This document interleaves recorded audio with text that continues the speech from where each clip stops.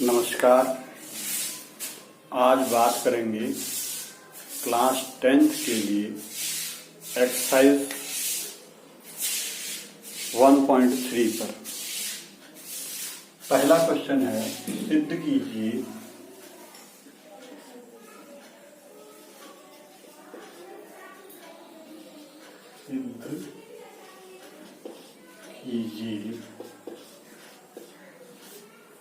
वर्गमूल 5 एक अपरिमेय संख्या है।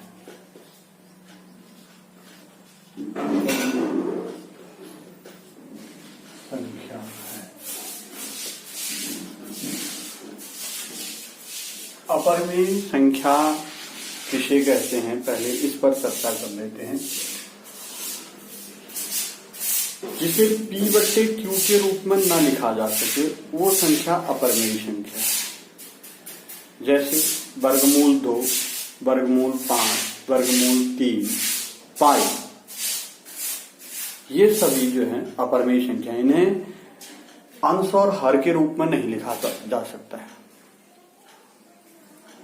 और इनका दशमलव प्रसार, इन संख्याओं का दशमलव प्रसार अशांत अनावर्ती होता है। अशांत भी है और अनावर्ती भी है। जैसे वर्गमूल 2 का अगर हम दशमलव प्रसार देखते हैं तो 2.142 ऐसे करके आते रहता है और ये संख्या रिपीट भी नहीं हो रही है और ये संख्या रुक भी नहीं रही है।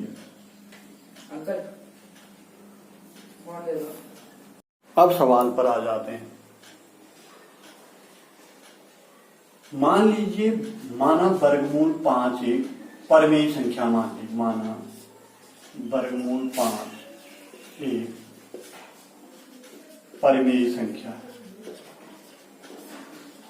परिमेय संख्या अगर परिमेय संख्या है तो इसको वर्गमूल 5 बराबर P/Q ले लेंगे। P और Q, P तथा Q पूर्णांक हैं और Q 0 के बराबर नहीं है। और P, एक चीज और ले लेंगे इसमें, P/Q जो है वो अपने सरलतम रूप में। सरलतम का मतलब समझ रहे हैं, जैसे 4/6 ये सरलतम रूप में नहीं है। P/Q के रूप में तो है लेकिन सरलतम में नहीं। अगर इसको हम सरलतम करेंगे तो 2 दूनी 4, 2 तिया 6, 2/3 ये सरलतम रूप में। यानी इसमें 4/6 में 4 का गुणनखंड 2 है और 6 का गुणनखंड भी 2 है। दोनों का एक गुणनखंड 2 बन रहा है। तो ऐसा नहीं होना चाहिए। इसमें हमने ये ले लेते हैं P/Q का 1 के अतिरिक्त कोई सार्वनिष्ठ, सार्वनिष्ठ मतलब कॉमन गुणनखंड नहीं है। 1 के अतिरिक्त कोई सार्वनिष्ठ गुणनखंड नहीं। ठीक हो गया। अब इसका वर्ग कर देंगे। वर्गमूल 5 बराबर P/Q है। वर्ग करने पर वर्ग करेंगे तो क्या बन जाएगा? 5 बराबर P²/Q²। और यहां से निकलेगा P² बराबर 5Q²। और इधर से P² 5 से विभाज्य है। अब लिखेंगे क्योंकि P² बराबर 5Q² है, Q पूर्णांक संख्या है तो P² जो है 5 से पूर्णतया विभाजित है। P² 5 से पूर्णतया विभाजित है।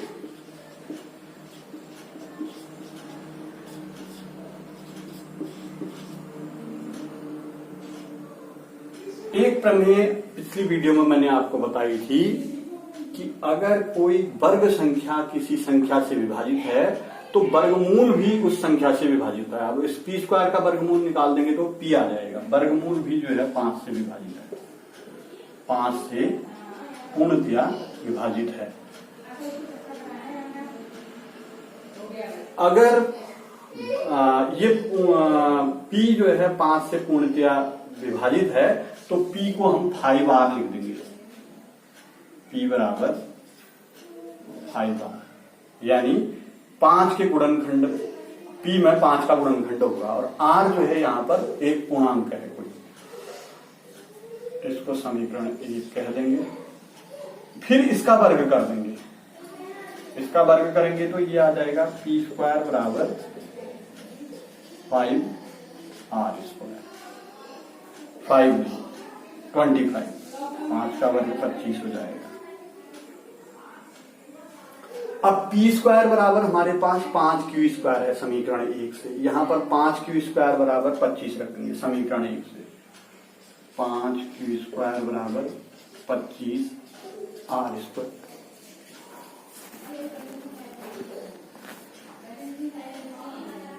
पांच से इस 25 को काट देंगे तो 5 बार कट जाएगा। q स्क्वायर बराबर 5r स्क्वायर। अब यहां पर q स्क्वायर के गुणनखंड में 5 है, यानी q स्क्वायर 5 से विभाजित है।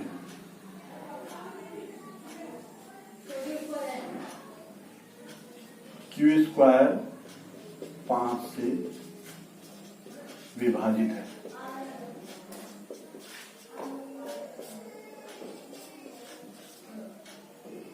q 5 से विभाजित है, 5 से विभाजित है। ये प्रमेय आपको पिछली वीडियो में बताई है कि अगर कोई वर्ग संख्या किसी संख्या से विभाजित है तो उसकी वर्गमूल भी उस संख्या से विभाजित हो जाएगी। अब p 5 जो है p और q दोनों को विभाजित करता है। यहां से आ रहा है p 5 से पूर्णतया विभाजित है और यहां आ रहा है q 5 से पूर्णतया विभाजित है। तो p व q 5 से पूर्णतया विभाजित है।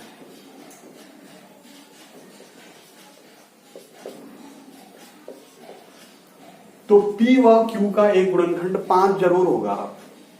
ये भी प्रमेय है, अगर कोई संख्या किसी संख्या से विभाजित है तो उस संख्या में गुणनखंड अवश्य होगा उस संख्या का। जैसे p जो है 5 से विभाजित है तो p के गुणनखंड में 5 जरूर होगा। q 5 से विभाजित है तो q के गुणनखंड में 5 जरूर होगा। तो p व q का एक गुणनखंड क्या है? 5 है। p व q का एक गुणनखंड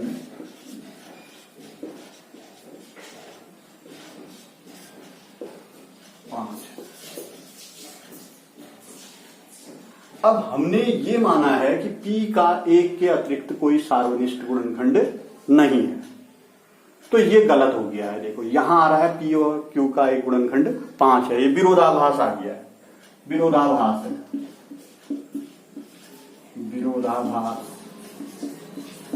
विरोधाभास किस प्रकार का है? p व q का एक गुणनखंड 5 है आ रहा है और यहां माना है p बट्टे q का 1 के अतिरिक्त कोई सार्वनिष्ठ गुणनखंड नहीं है, जबकि 5 1 निकल के आ गया। तो हमने ये जो परिकल्पना मान रखी थी वर्गमूल 5 एक परिमेय संख्या है, ये गलत मान ली। इसलिए हम लिख देंगे, विरोधाभास के कारण से हम लिखेंगे वर्गमूल 5 एक परिमेय संख्या, एक परिमेय संख्या नहीं है। वर्गमूल 5 एक परिमेय संख्या नहीं है। अब वर्गमूल 5 जो है अपरिमेय संख्या है। वर्गमूल 5 एक अपरिमेय संख्या।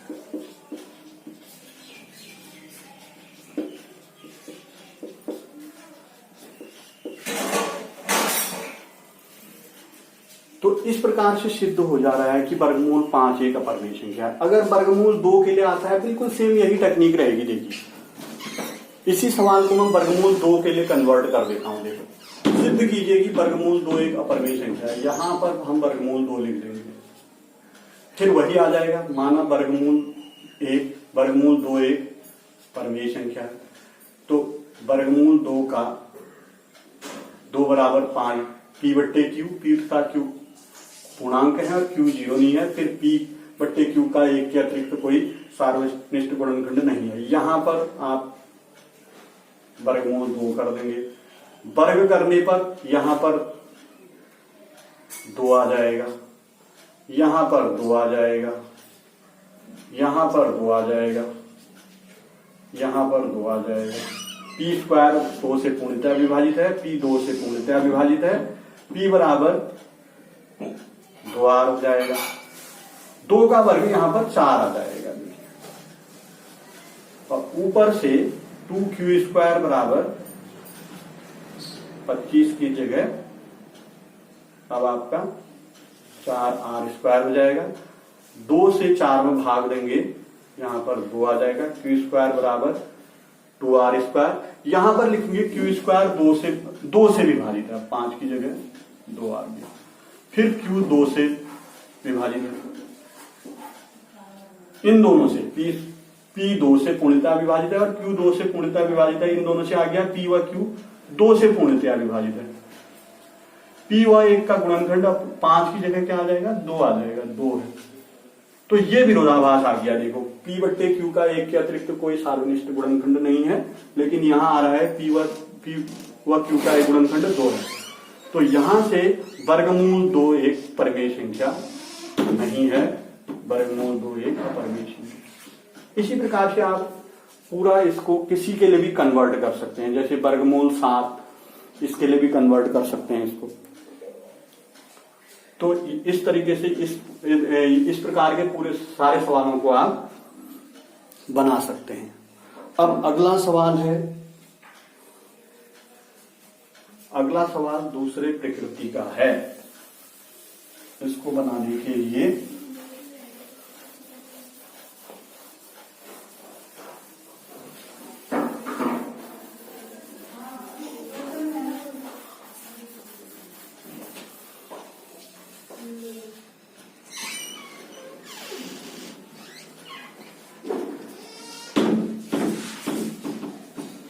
अगला सवाल है, सिद्ध कीजिए कि 3 धन 2 वर्गमूल 5 एक अपरिमेय संख्या है। सिद्ध कीजिए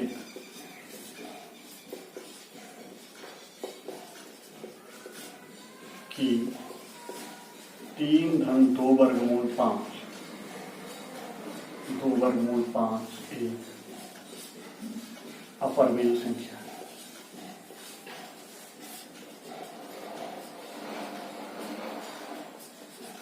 बहुत आसान देखिए, 3 धन 2 वर्गमूल 5 जो है हमने मान लिया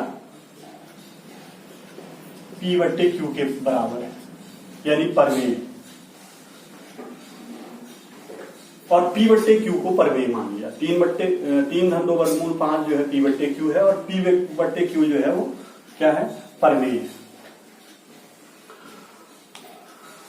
तो यहां से इस 3 को पक्षांतर करेंगे और इस 2 को पक्षांतर करेंगे। देखिए, 2 वर्गमूल 5 बराबर आ जाएगा p बट्टे q ऋण 3, और यहां से 2 को पक्षांतर करेंगे तो वर्गमूल 5 बराबर p बट्टे q ऋण 3 बट्टे 2। p बट्टे q परिमेय है, p बट्टे q एक परिमेय संख्या है, परिमेय संख्या है।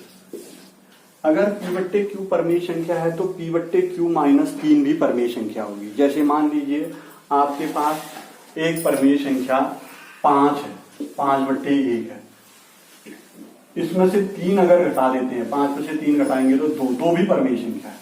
परिमेय संख्या में से अगर परिमेय संख्या घटाते हैं तो परिमेय संख्या ही आता है, और परिमेय संख्या में अगर परिमेय संख्या का भाग देते हैं तो भी परिमेय संख्या आता है।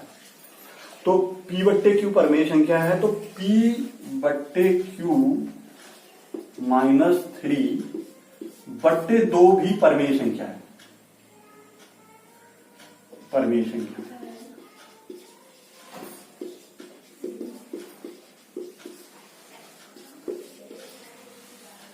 अगर ये परमेय संख्या है तो ये वर्गमूल 5 के बराबर है, तो यहां से क्या आ जाएगा, वर्गमूल 5 परमेय संख्या है।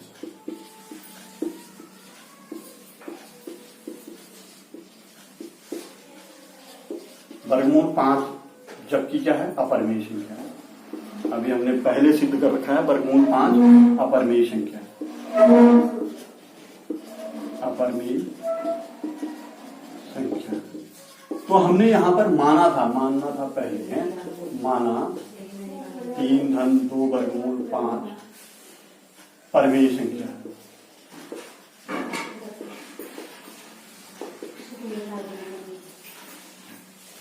फिर सवाल चलेगा नीचे। अब वर्गमूल 5 परमेय संख्या है, वर्गमूल 5 जो है अपरमेय संख्या है, ये विरोधाभास आ गया, विरोधाभास है। और विरोधाभास इसलिए आया है क्योंकि हमने जो माना है वो गलत माना है, और गलत माना है तो यानी 3 धन 2 वर्गमूल 5 परमेय संख्या नहीं है, ये लिख लीजिए। 3 धन 2 वर्गमूल 5 परमेय संख्या नहीं है। अगर ये परमेय संख्या नहीं है तो हम ले लेंगे क्या, ये अपरमेय संख्या है। 3 धन 2 वर्गमूल 5 अपरमेय संख्या।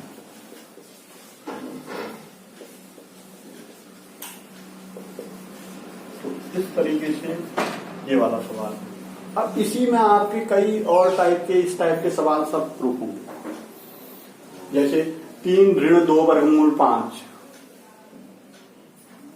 एक अपरमेय संख्या है, ये सिद्ध करना है। यहां पर ऋण आ जाएगा, ये जो है 3 ऋण पी बट्टे क्यू इस तरफ आ जाएगा, ये 2 वर्गमूल 5 इधर चले जाएगा, फिर नीचे में बट्टे 2 आ जाएगा। यानी पक्षांतर करके आपने इसको इसी तरीके से सॉल्व करना है। पक्षांतर करके केवल जो अपरमेय संख्या है उसको रखना है इधर एक साइड में, दूसरी साइड में सारी की सारी परमेय संख्याओं को पक्षांतर कर देना है, और उसके बाद आपने उसको एक बार परमेय संख्या है लिखना है इस तरीके से। ये वाली इस तरफ वाली परमेय संख्या आएगी तो इस तरफ वाली भी परमेय संख्या आएगी। फिर उसके बाद यहाँ जो मान रखा है आपने, ये परमेय संख्या नहीं है, क्योंकि ये वर्गमूल के अंदर की संख्या जो है वो अपरमेय संख्या होती है, तो ये विरोधाभास है, इसलिए ये परमेय संख्या नहीं है, इसलिए अपरमेय संख्या है। इस तरीके से आप इस प्रकार के सवालों को, इस प्रकार के कई सवालों को सॉल्व कर सकते हैं।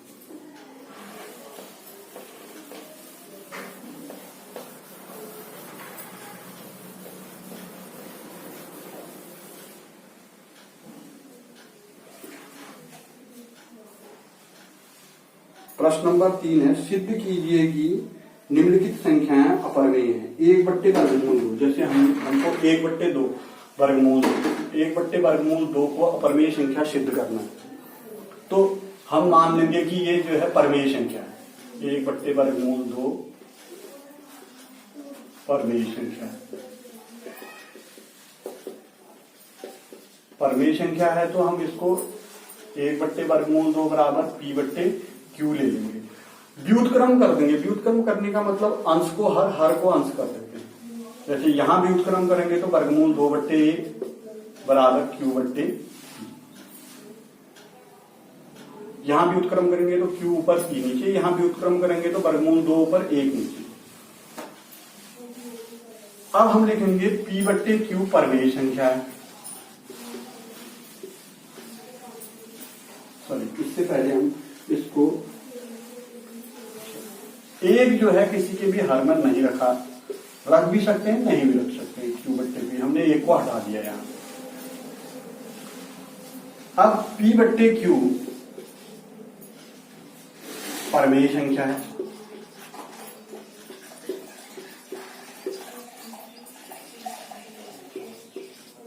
तो क्यू बट्टे पी भी परमेय संख्या होगी। उल्टा, पी बट्टे क्यू परमेय संख्या है तो क्यू बट्टे पी भी परमेय संख्या होगी।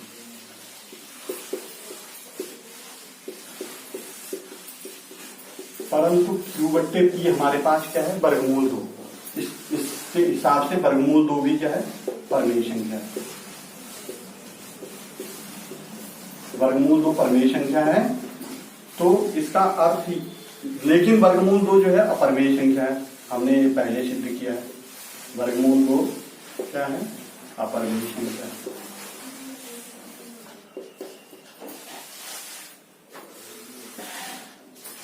वर्गमूल 2 अपरिमेय संख्या है और वर्गमूल 2 परिमेय संख्या है। दोनों सेंटेंस एक दूसरे का विरोध कर रहे हैं, विरोधाभास है। विरोधाभास क्यों है, क्योंकि हमने जो माना है वो गलत है।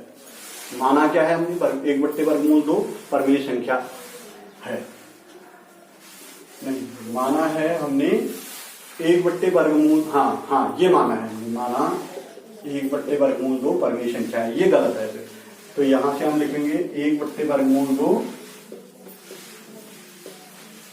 परिमेय संख्या नहीं है। क्यों नहीं है, क्योंकि विरोधाभास आ जा रहा है, परिमेय संख्या नहीं है। तो नहीं है तो 1 बट्टे वर्गमूल 2 जो है अपरिमेय संख्या, अपरिमेय संख्या। तो यही टेक्निक अब हम 1 बट्टे वर्गमूल 3 के लिए भी लगाएंगे, यही टेक्निक हम 1 बट्टे वर्गमूल 5 के लिए भी लगाएंगे, बिल्कुल सेम इसी तरीके से। थोड़ा सा संख्याओं का अंतर आ जाएगा यहाँ पर, जैसे 1 बट्टे वर्गमूल 3 आएगा तो यहाँ पर वर्गमूल 3 आ जाएगा, यहाँ पर वर्गमूल 3, यहाँ पर वर्गमूल 3, और केवल संख्या बदलेगी, सेंटेंस नहीं बदलेगा। इस तरीके से हम और संख्याओं के लिए भी इसको ले सकते हैं। अगला इसी का तीसरे क्वेश्चन का अगला पार्ट है।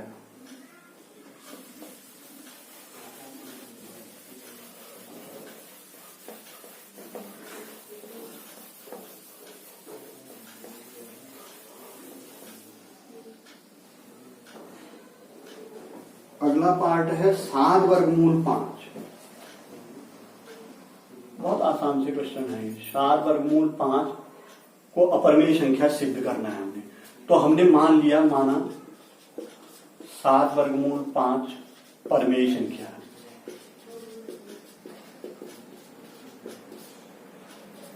परिमेय संख्या है तो इसको हम P बट्टे Q के रूप में लिख सकते हैं। P बट्टे Q, 7 को इधर ले आएंगे, वर्गमूल 5 बराबर P बट्टे Q अपॉन 7Q हो जाएगा, 7Q। यहां से लिखेंगे P बट्टे Q परिमेय संख्या है,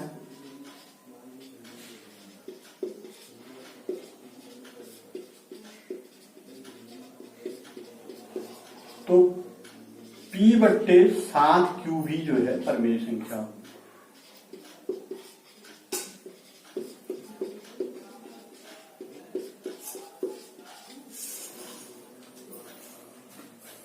P बट्टे 7Q परिमेय संख्या होगी तो वर्गमूल 5 भी परिमेय संख्या हो जाएगी। यहां देखिए, क्योंकि वर्गमूल 5 P अपॉन 7Q है, तो P अपॉन 7Q अगर परिमेय संख्या बन रही है तो वर्गमूल 5 भी क्या बन जाएगी, परिमेय संख्या, परिमेय संख्या। परंतु जो है वर्गमूल 5 क्या है, हमने सिद्ध क्या करी है, अपरिमेय संख्या है। वर्गमूल 5 अपरिमेय संख्या। अब ये विरोधाभास आ रहा है। देखिए, एक बार हम कह रहे हैं वर्गमूल 5 परिमेय संख्या है, एक बार कह रहे हैं वर्गमूल 5 अपरिमेय संख्या है। तो इससे सिद्ध क्या हो रहा है कि जो हमने माना है विरोधाभास है, और विरोधाभास इस कारण से हो रहा है, जो माना है वो गलत माना है। यानी 7 वर्गमूल 5 परिमेय संख्या नहीं है।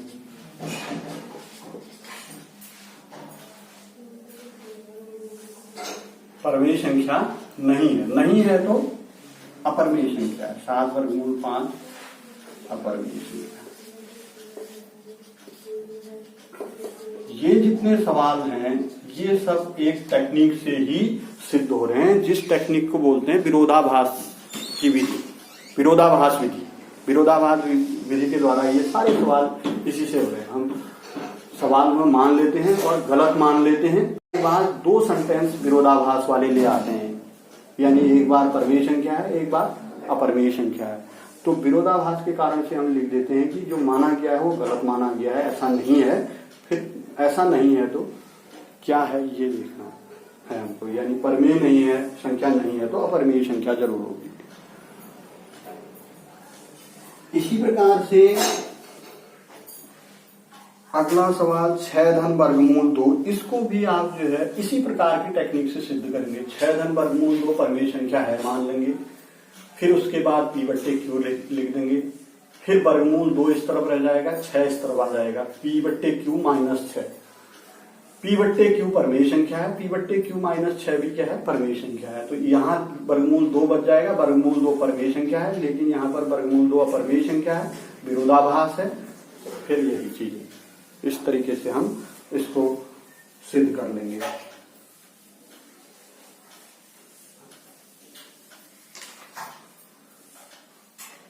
तो प्रश्नावली 1.3 आपकी ये पूरी होती है। इसी प्रकार से वीडियोस को शेयर, लाइक और सब्सक्राइब करते रहिए और इन वीडियोस का लाभ उठाते रहिए। धन्यवाद।